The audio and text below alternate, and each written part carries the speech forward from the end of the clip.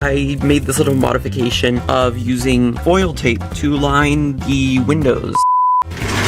Hey guys, so this is going to be an updated tutorial on how to improve your Harbor Freight greenhouse. My last one was pretty painful to watch, so this one's gonna be better. Let's start off with the shelves. These shelves are to optimize your grow space. As you can see, we have a shelf in the middle, ground on the bottom, and a shelf on the top. To get a closer look, we're gonna look at the one in the back that doesn't have as much crap on it. So I got the wood for the frames cut to the size I needed at Home Depot, and I brought it home and cut off little pieces, made adjustments. I did not save the blueprints for these, but what you should do if you're starting from nothing and building shelves, make blueprints of what you're gonna do before you do it and work everything out. Make sure everything is perfect and it all fits. With these shelves, how I did it is I just built the frame all the way around on the bottom, just a big rectangle.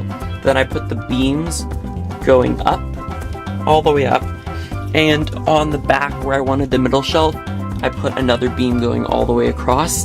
And in hindsight, I should have put a beam on the front going across, because as I put plants on them, they started sagging down in the middle, like right here. And especially on these shelves where I'm culturing sphagnum moss, they're sagging a ton in the middle, and there's really nothing you can do to prevent that other than put reinforcement. Now these shelves are closet shelves that I got from Home Depot. They are wires coated in rubbery plastic, that way they don't rust. What's good about these is they will not rust. However, I got two different kinds, so I'll show you.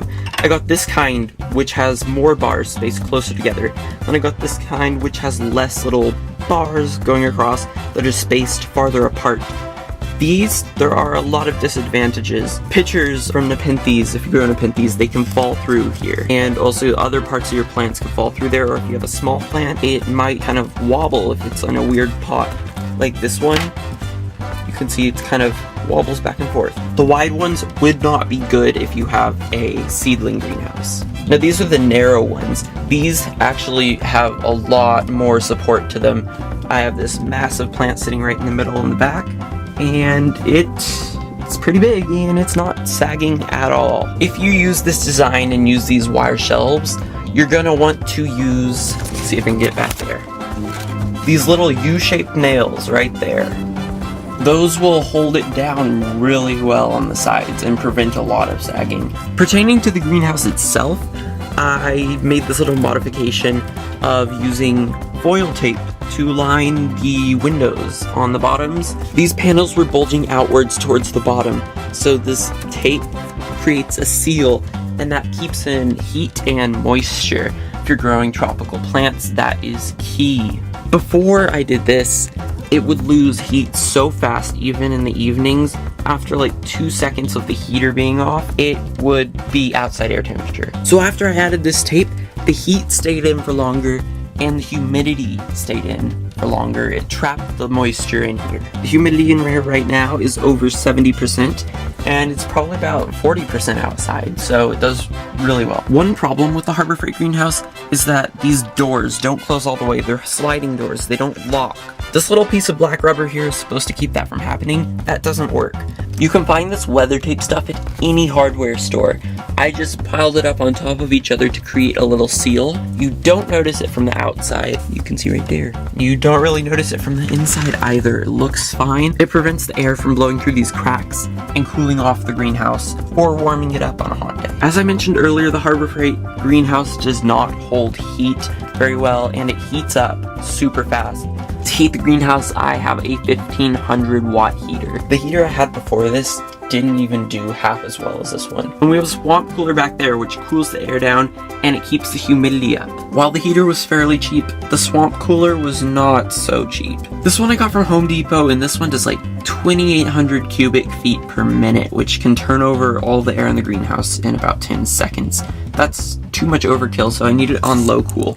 But this is by far the best swamp cooler you could probably get. This one was $350. So the key thing is to have the swamp cooler intake outside the greenhouse. It will pull in air from outside that is dry and cool it off as it goes in.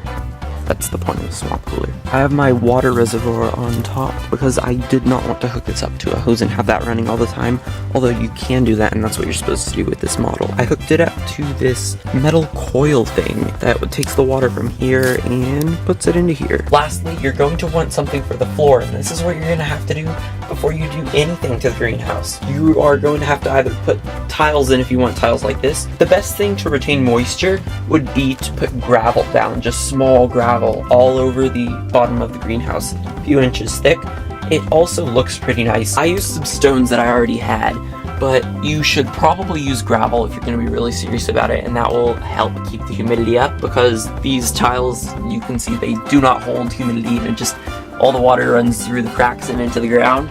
If you have a couple inch layer of gravel, it's going to seal up all the air holes that might be in the base, and as I said, it's going to hold humidity a ton more.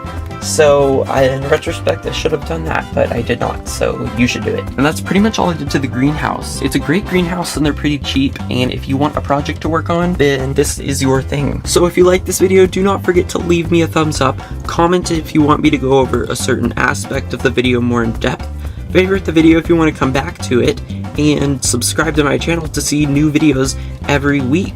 Thank you for watching, and see you guys next time.